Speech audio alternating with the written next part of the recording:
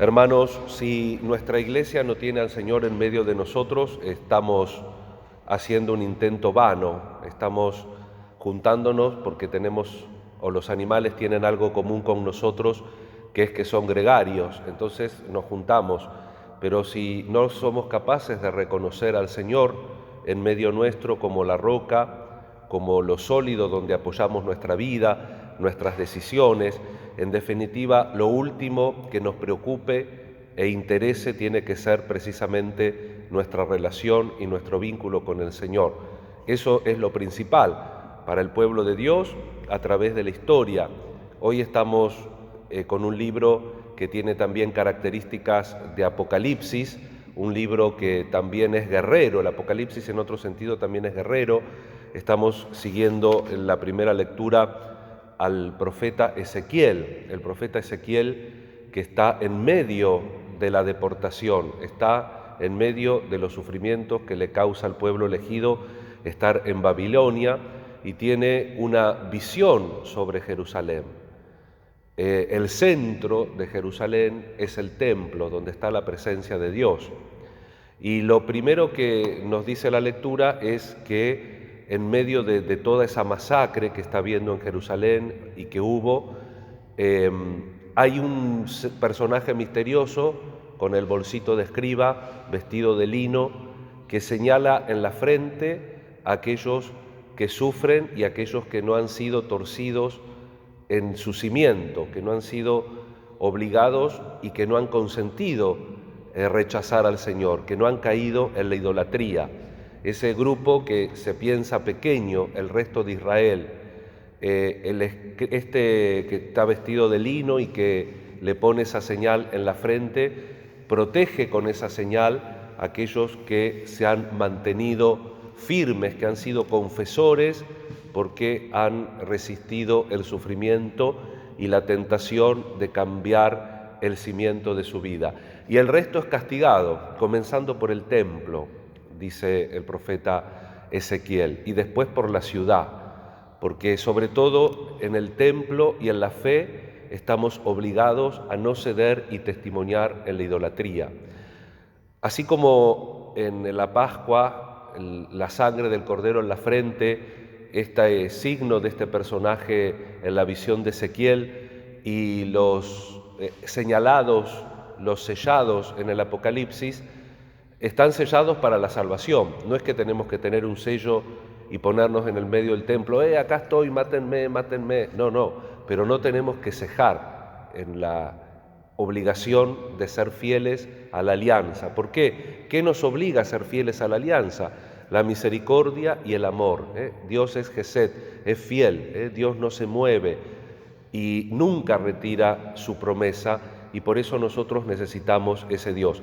Aún en medio de toda esta tragedia y de esta visión, Ezequiel percibe que del templo sale la gloria de Dios, el resplandor, la Shekinah, la gloria de Dios que se dirige al norte, la gloria de Dios que sigue al pueblo deportado, al pueblo que sufre, al pueblo que no ha bajado los brazos y que no cayó en la idolatría. Dios siempre está con nosotros, eso es una cosa de esperanza. Si uno entiende lo que tiene que entender de la palabra de Dios, vemos cómo de alguna manera desde un prisma, desde un costado, desde un punto de observación determinado, uno puede entender la causa segunda de que los babilonios, que son los que aportan tanta destrucción a Jerusalén, los babilonios, digamos así, quedan como un instrumento de Dios y son el castigo de aquellos que son infieles, de aquellos que cambian el centro de su vida, aquellos que ceden ante la idolatría.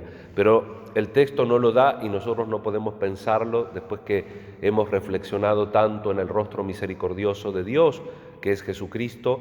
No podemos pensar que Dios a propósito manda a los babilonios, pero Dios deja las causas segundas y a veces por esas causas segundas de nuestras infidelidades Dios nos purifica, y tenemos que aprender a interpretar eso cuando vemos el mal enfrente nuestro y cuando nosotros, lamentablemente, como muchas veces puede suceder, sufrimos el mal. Ese mal se deja y se muestra para nuestra conversión y para nuestra vuelta a Dios, que no nos abandona.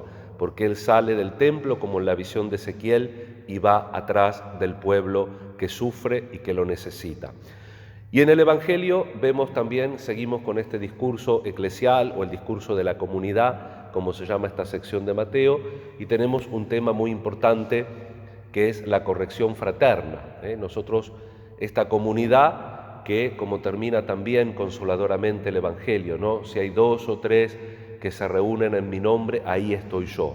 Tenemos la certeza de que si nos reunimos en nombre de Jesús, Él no nos deja, Él no nos abandona. Y en esa reunión todos tenemos que estar reunidos, pero en torno a Él. Y por lo tanto, otra vez florece el primer mandamiento, amar a Dios y al prójimo como uno mismo.